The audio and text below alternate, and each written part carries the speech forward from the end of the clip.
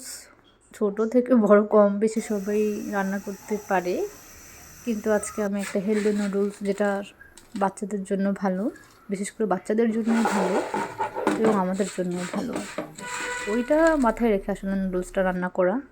তার মধ্যে আরও একটা জিনিস মাথায় ছিল, আসলে পেঁয়াজের দাম খুব বাড়তি, পেঁয়াজ ছাড়া কীভাবে খুব ইজিলি মানে কাটাকাটি ছাড়া কীভাবে রান্না করা যায় সুস্বাদুভাবে। তো আমি প্রথমে প্যানে 3 টেবিল চামচ ঘি দিয়ে দিলাম, তারপর সেদ্ধ করা নুডলসটা দিয়ে দিলাম। আসলে আমি ম্যাগি বলেন মিস্টার নুডলস ওগুলো ওই যে একটা গন্ধ লাগে, খেতে পারি না, এই জন্য এটা হচ্ছে ডেকো নুডলস একটা আছে, ওটাই করে নিলাম। এবার ঘির মধ্যে দিয়ে দিলাম সেদ্ধ করা নুডলসগুলো। তারপর আমি আরও একটা জিনিস স্কিপ করেছি, সেটা হচ্ছে প্যাকেটের যে মশলাটা থাকে ওটা, আসলে ওটা আমি দিই না সচরাচর, কারণ ওটাতে টেস্টিং সল্ট থাকে, যেটা আসলেই আমাদের জন্য এবং বাচ্চাদের জন্য খুবই ক্ষতিকর।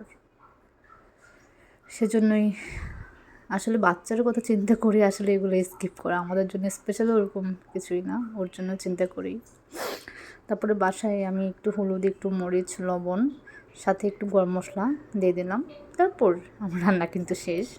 আমি একটু নেড়ে চেড়ে 2-3 মিনিট মিক্স করে মশলাটা একটু মৃদু আঁচে দিয়ে, যাতে মশলাটার গন্ধ, কাঁচা গন্ধটা না থাকে, উঠিয়ে ফেলবো। এই তো শেষ আমার রান্না। আমি আরেকটা বার্নারে আপনার 3টা কোয়েল পাখির ডিম আর একটা মুরগির ডিম সিদ্ধ করলাম। 3টা কোয়েল পাখির ডিম হচ্ছে আমার ছেলের জন্য, আর একটা মুরগির ডিম হচ্ছে আমাদের জন্য, হাফ হাফ করে নাস্তা হিসেবে, মানে বিকেলের স্ন্যাক্স হিসেবে খাওয়া। ওই জন্যই আসলে এটা খুব ভেবে দেখেন, খুবই স্বাস্থ্যকর, বাইরের হাবিজাবি ভাজা পোড়া ওগুলা থেকে অনেক স্বাস্থ্যকর আমি মনে করি। আর বাচ্চাদের জন্য আপনার ডিম থেকে কিন্তু কোয়েল পাখির ডিমটা অনেক ভালো। এই তো রেডি হয়ে গেল আমার বিকেলের